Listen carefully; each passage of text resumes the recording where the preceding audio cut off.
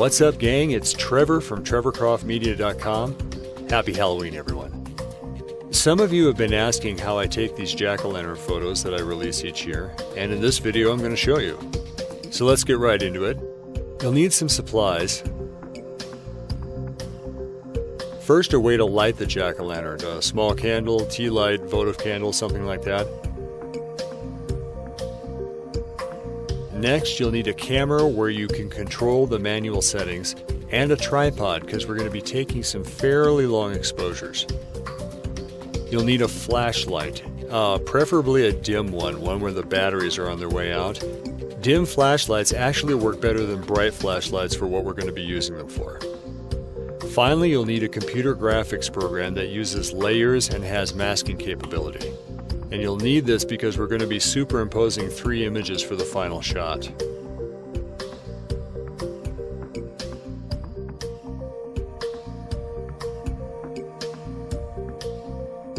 So find a room that you can darken completely, or as completely as possible.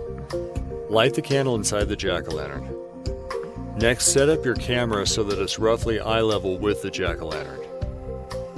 You can see some of the settings here I used for this demonstration, including the starting shutter speed, which gets slower and slower, of course, as you go on, because you're going to be taking a series of timed shots. Frame the jack-o'-lantern with the lights on, and remember the stem when you're framing. Once you're set up, you're going to be taking 2 sets of timed exposures. So next, darken the room. Now you're going to take a series of exposures of just the lighted carving, and you're going to increase the shutter speed each time. I used a remote control for this, which is important for not jostling the camera as you take the picture. You can also use the shutter timer, which is the feature you use when you want to take a picture and then run around and get into it. If it's an older camera and you have a cable shutter release, that'll work as well. Use whatever to avoid moving the camera during the exposure. So the result is going to be a series of images that looks like this.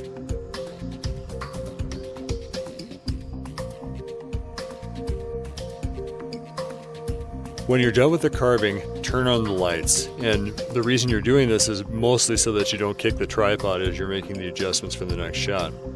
So go over to the pumpkin and without moving it, blow out the candle.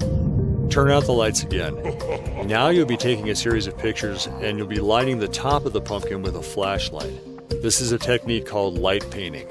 You move the flashlight back and forth across the camera. You start the movement before you take the shot, and then take the shot as you're moving it, and then keep the flashlight moving after you take the exposure. This will avoid hot spots on top of the pumpkin.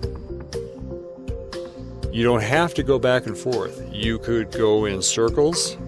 You could go very rapidly, front to back, back and forth. Be creative. You can get a lot of cool effects by varying the way that you move the flashlight. So once you've taken all your photos, now it's time to go to the graphics editor. I'm not going to go into too much detail about how to create a mask. That varies from program to program. I'm just going to give you the basic steps of what you do. First, load your favorite pumpkin picture into the editor. Add a black background layer behind it.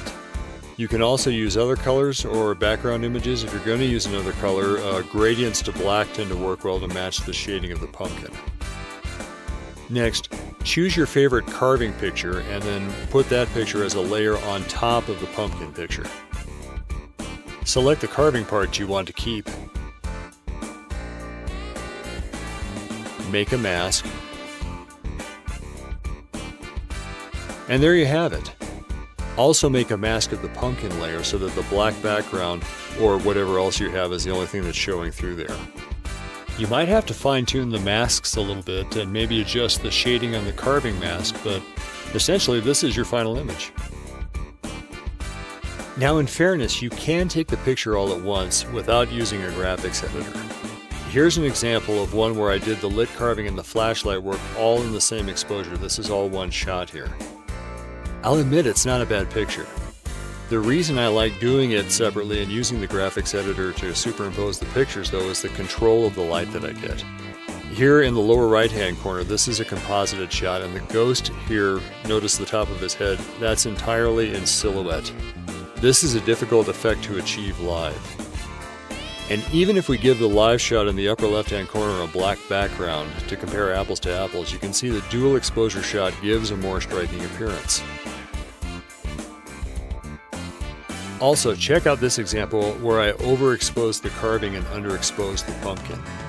This combination would have been tough to achieve, if not impossible to achieve, without a composited shot.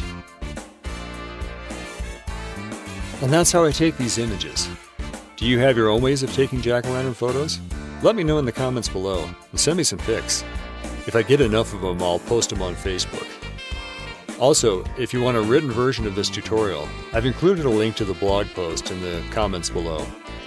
Give this video a like and share it with your friends, and if you haven't already, please click the subscribe and notification buttons below so that you can stay up to date on all the new releases from trevorcroftmedia.com. Thanks for watching. See you next time.